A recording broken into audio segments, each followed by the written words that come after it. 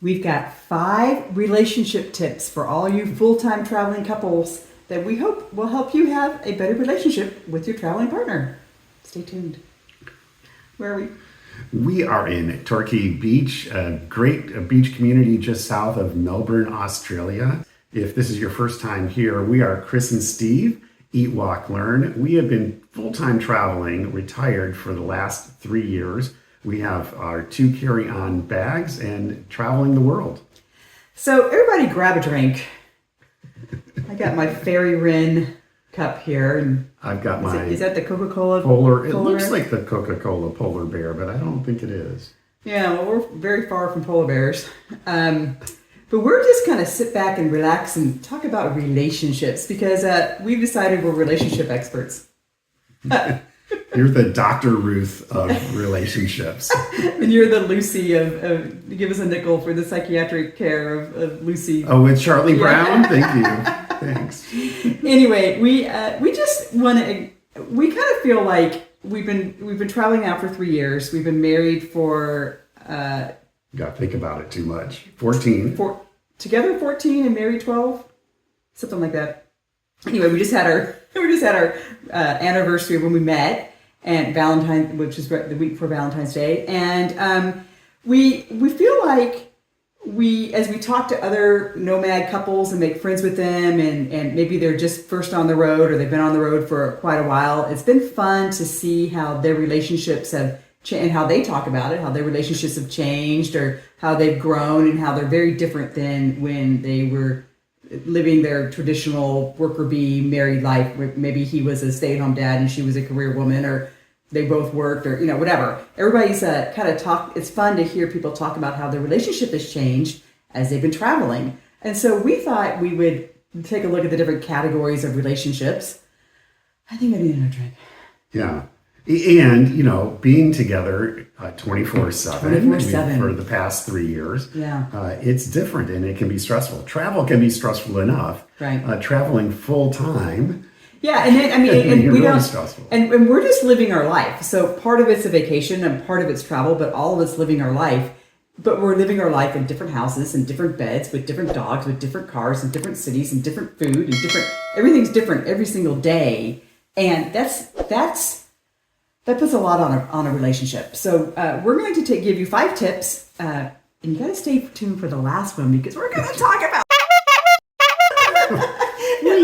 Why? Now they know. Well, now they'll stay tuned until the last one. Okay. But don't skip over the other 3 or 4 because they're important. So the first category is time.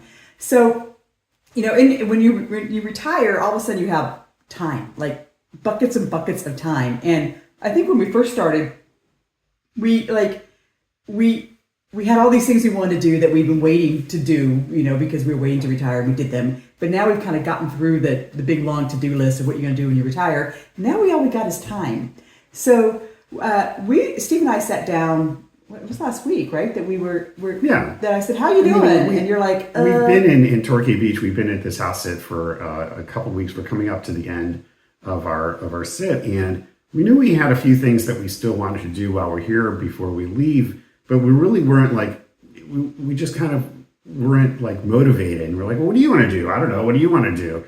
So what kind of the realization was that we needed to write it down and we need to put it on the calendar.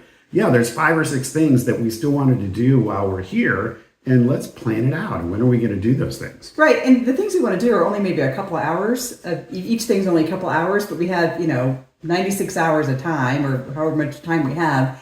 And I just felt like there was this unstated pressure that we both were feeling of making sure we were having fun days. And I felt like, well, what was Steve planning? And he was looking at me like, well, what am I planning? Well, neither one of us had planned anything. We're just like, there was this expectation that we were going to fill each other's time. And so when we looked through the list of things we wanted to do or things we didn't want to do, and we kind of scheduled them out, now as we're waking up this week, on each day, we kind of know what we're doing for the day, and there's less stress and pressure and expectation on each other about what's going to happen for the day. Yeah. So this is a good boost to I think to our relationship is just planning your activities and being on the same page and knowing that, what are you going to be doing? Yeah, so tip number one, it's okay to plan out even the unplanned things. And so then tip number two is it's okay to have nothing to do and acknowledge that there's nothing to do. Yes, that's true too, because again, we're living our lives. We might be, traveling around the world, but there are some days where it's okay to just chill and not do anything. In fact, there's a lot of days that it's okay to just chill and not do anything. We don't want to burn out in this travel lifestyle. And part of that nothing to do might be you want to be alone or have a day on your own sort of day. So Right. we actually last year we took vacations on our own. Steve went to Borneo to scuba, and I went to Thailand to meditate. But even like in the morning, we're in a routine now that Steve gets up earlier than I do. He goes out to the kitchen. He has a cup of coffee. He reads his social. What's the game you play? Oh, with my Wordle app. He plays Wordle. While he's doing that, I'm laying in bed. I'm on my social. I'm catching up with friends. I'm doing whatever. We have like 2 hours in the morning that I don't even think we say good morning in that first 2 hours. But it's our alone time where we both just kind of take what we need for that morning or that day and set ourselves apart from each other for a little while. Yeah. And again, it's okay. It's okay to have that some of that alone time, and it's nothing personal. I mean, I still love you. love you. I want to be with you. I'm with you all the time. But I'm going to go for a walk, and See ya, honey. but it's it's just a mental health break or whatever. It'll help from each other. You're driving me crazy, That's honey. okay. That's okay. So then I think we've killed time enough here. Yeah. So category number 2 is the whole teamwork category. We even had a tough time coming up with the words for the type of this category. Yeah, I hate the word work. It's not work, but there's definitely our responsibilities. There's activities that as travelers we've got to do a lot of planning. There's just a lot of activities that we need to depend on each other for. And it's really to me, it's about a balance. Balance just kept coming to me as I don't want to ever take Chris for granted and think that, that she's doing something that, that I could be doing. I want to make sure that we're even in the kinds of activities and the kinds of things that we're doing to keep this lifestyle going. So tip number 3 is balance.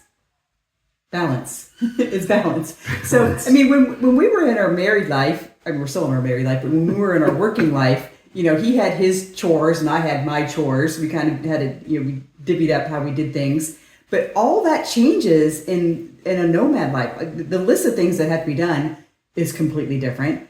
And your skill sets for your skills that you used to have are completely different from the skills you need now. Yeah. And you have to communicate about so much. I mean, I used to just run to the grocery store and get groceries. Now, where's the grocery store? How do you get on the bus? Do we need to bring our own bags? Do they have peanut butter? What language is it? What money do we need? I mean, and then we both like to go to the grocery store in this example, for example, because it's interesting as you go around the world. The grocery stores are really fascinating, and so we have to talk about it, and then we have to meal plan and do all this meal planning and. We used to have a whole cabinet of spices. Well, we don't have any spices now in our life unless we, borrow them from a homeowner or buy them, then throw them out because we can't get across borders with them or whatever. So there's all this communication that needs to happen now that we didn't have to do before. But I think and I'm talking to the guys now, something as simple as cooking and planning dinner. Instead of saying, "What's for dinner, honey?" It's, get your butt in the kitchen and make dinner. And I think we do a pretty good job of sharing the responsibility for... And for the gals, you can take the trash out. It's okay. You can figure out how to recycle in another country and what bags go in what containers and all that stuff. So it's okay. And we joke about these traditional roles, which is really, we're not traditionalists and we never really had these traditional roles. But the point we're trying to make is the skills that you had before and how you divvy things up before completely change in your nomad life. Right? Yeah. Some things change, but also, rely on some of the skills that you have. So, for example, I love a good spreadsheet, right? So we'll be having a conversation and trying to figure out a problem. And I'm like, aha, there's a spreadsheet for that, and I'm off on my computer, solving that particular problem in my way, Right. because that's what I feel like I'm good at, and I want to, contribute in A the way perfect that example of that was today. We were trying to figure out a 3-day itinerary in Canada, and you're on your spreadsheet, you're mapping it out, and I get on Chat GPT, and between the two sets of skills, we came up with an itinerary. So, okay, number 4. Oh, grab a drink of your coffee. Yeah, another, Money. Money? Money. A lot of couples fight about money. Fortunately, we've never fought about money, really, to speak of. We might disagree about something here or there, but so in the past, it's still true. Steve and I do things a little bit differently. He's got his assets, and I've got my assets. Those have always been separate in our life, and we've kept our financials separate. But monthly, we take money from our assets and we put it into a combined checking account. As you guys know, we have a $52,000 a year budget, so each month we put in $2,333 a piece into that budget or into that account, and then we spend it. So at the end of the month, we round up all of our expenses into Steve's famous spreadsheet, and we categorize it, and then we have an amazing conversation about how we spent money that month. Yeah, and it's interesting, and I won't comment too much about how much Chris spends on shoes, and wow, honey. But so I mean that's my 2 pairs of shoes. That's a lot. But it really is very healthy to talk about it and say, well, gee, we ate out a lot this month, and And look, I always find. I think about how comfortable, like physically how comfortable I was for the month. Was I sleeping in an uncomfortable bed? Was I on an uncomfortable couch? And how much did I spend? And then if we spent more, would we have been more comfortable? Or if we would have gotten a different house sit, would we have been? It's always an interesting conversation. And it really helps identify maybe we should splurge somewhere, or maybe we shouldn't, or maybe we should get a better room on the cruise boat, or maybe we shouldn't. So it's a healthy conversation. It's actually kind of fun. We never did it before. We never had a budget or a spreadsheet of our expenses ever. When we were working, you just spend the money, and you just don't even think about it. And now we're having these conversations on a regular basis, and they're healthy. And another thing that we talk about a lot, in which we really think this is a big piece of advice, is in your retirement, are you saving your money to give it to your grandkids or your children or whomever? Or are you spending your money so you die with nothing? Right. Two completely different visions and philosophies about what retirement looks like. And we talk about that a lot. And it really guides how we spend or don't spend our money. Yeah. Okay, we promised you sex. So category number 5, we're going to put it under the more elegant category of romance.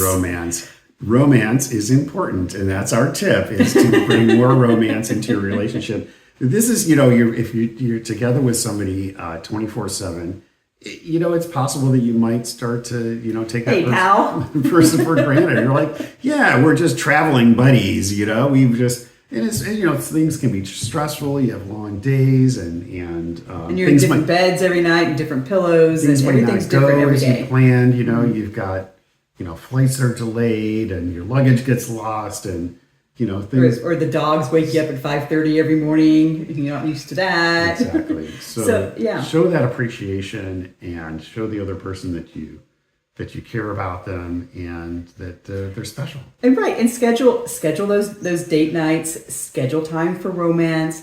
Make if you have to put it on the calendar, do it. I mean, it's.